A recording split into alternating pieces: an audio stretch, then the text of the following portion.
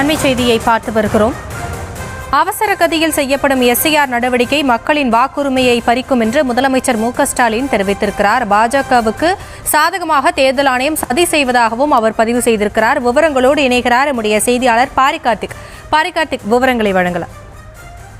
வணக்கம். எஸ்ஐஆர் எனப்படும் தேர்தல் வாக்கு சீர்திருத்த முயற்சி என்பது மத்திய அரசு கொண்ட நிலையில் பீகாருக்கு அடுத்தபடியாக தமிழ்நாடையும் முக்கியமாக ஒரு காரணமாக வைத்து அதன் அடிப்படையில் அதற்கான பணிகள் தற்போது துவங்கியிருக்கும் நிலையில் இன்றைய தினம் அறிவாலயத்தில் தமிழ்நாடு முதலமைச்சர் திரு மு.க.ஸ்டாலின் அவர்கள் தலைமையில் திமுகவுடைய இந்த கூட்டணி கட்சிகள் சார்பில் பல்வேறு விஷயங்கள் கலந்தாலோசிக்கப்பட்டு வருகின்ற 2ஆம் தேதி அனைத்து கட்சி கூட்டம் கூட்டப்படும் என்றும் தீர்மானம் ஒருமனதாக நிறைவேறிக்கிறது. அதன் அடிப்படையில் இதுகுறித்து தமிழ்நாடு முதலமைச்சர் அவர்கள் தனது எக்ஸ் பக்கத்தில் தமிழ்நாட்டில் எஸ்ஐஆர் வாக்குரிமையை பறிக்கும் தடுப்போம் என்றும் வாக்கு திரட்டை முறியெடுப்போம் என்றும் தெரிவித்திருக்கிறார். மேலும் தேர்தலுக்கு மிக நெருக்கத்தில் அதுவும் பருவமழை காலமான நவம்பர் டிசம்பர் மாதங்களிலே எஸ்ஐஆர் மேற்கொள்வது நடைமுறை சவால்கள் நிறைந்தது என்றும் அவசர கதியில் செயல்படும் எஸ்ஐஆர் நடவடிக்கை மக்களினுடைய வாக்குரிமையை பறித்து பாஜகவிற்கு சாதகமான தேர்தல் ஆணையத்தால் நடத்தப்படும் சதியாக அமைந்துள்ளது எனவும் தெரிவித்திருக்கிறார். மேலும் ஏற்கனவே பீகாரில் பெண்கள், சிறுபான்மையர், பட்டியல் பழங்குடியினர் மற்றும் பல்வேறு தரப்பு மக்கள் உள்ளிட்டோர்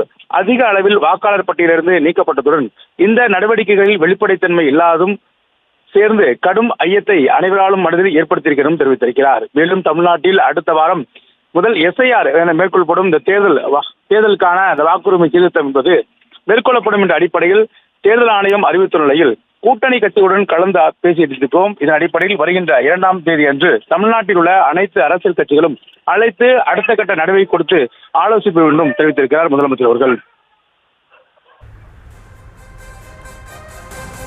விவரங்களுக்கு நன்றி பாரிகார்த்திக்.